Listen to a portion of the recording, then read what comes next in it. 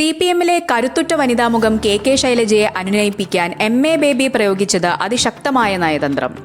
മത്സരിക്കാനില്ലെന്ന കടുത്ത നിലപാടിൽ ഉറച്ചുനിന്ന ടീച്ചറെ പാർട്ടിയാണ് പ്രധാനം, തുടർഭരണം അനിവാര്യം എന്ന വൈകാരിക മന്ത്രത്തിലൂടെ ബേബി സമ്മതം മൂളിച്ചതായാണ് സൂചന.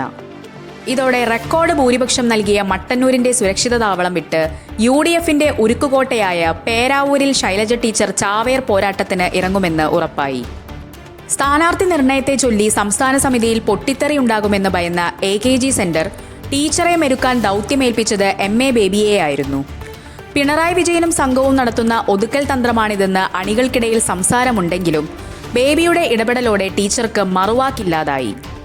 5 തവണ മത്സരിച്ചവർ മാറണമെന്ന നിബന്ധന ടീച്ചർക്ക് മാത്രം ബാധകമാക്കിയതിലുള്ള അമർഷം ഉള്ളിലൊതുക്കി പാർട്ടിയുടെ അച്ചടക്കമുള്ള പടയാളിയായി പേരാവൂരിലെ അഗ്നിപരീക്ഷ ഏറ്റെടുക്കാൻ ടീച്ചർ തയ്യാറായേക്കും.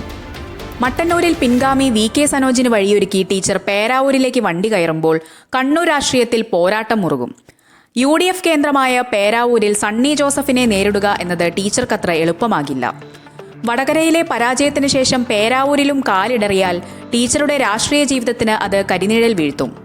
ഇത് മുൻകൂട്ടി കണ്ടുകൊണ്ടുള്ള വലിയ പ്ലാനിംഗ് നേതൃത്വത്തിനുണ്ടോ എന്നാണ് രാഷ്ട്രീയ നിരീക്ഷകർ ഉറ്റുനോക്കുന്നത്.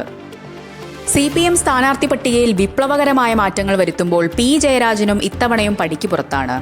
തലശ്ശേരിയിൽ ഷംസീറിന് പകരം കാരായി രാജനും തളിപ്പറമ്പിൽ PK ശ്യാമളയും എത്തുമ്പോൾ ജനപ്രിയയായ ടീച്ചറെ മാത്രം പ്രതിസന്ധിയിലാക്കുന്നത് പിണറായിയുടെ കൃത്യമായ കരുനീക്കമാണെന്ന് കരുതപ്പെടുന്നു. പേരാവൂരിലെ മണ്ണിൽ ശൈലജ ടീച്ചർ അത്ഭുതം പ്രവർത്തിക്കുമോ, അതോ ബേബിയുടെ നയതന്ത്രം ടീച്ചറുടെ രാഷ്ട്രീയ പതനത്തിന് വഴിയൊരുക്കുമോ?